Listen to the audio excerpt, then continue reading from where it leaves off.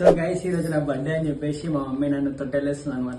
అందరు చూస్తారు, అందరు కూడా రావాలి. హరియాన్ తొట్టెలు ఊపాలి, హరియానికి పేరు పెట్టిపోవాలి.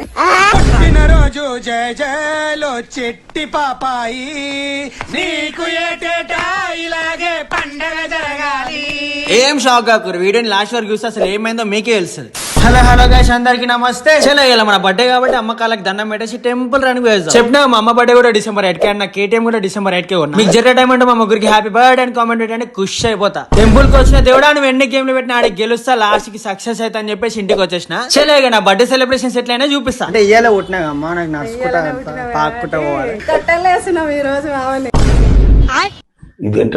షాక్ కాకూరి, బర్త్డే నాదే కానీ తొట్టెలు వేసేది మాత్రం వీడిని. హలో భయ్యా, అందరికి నమస్తే.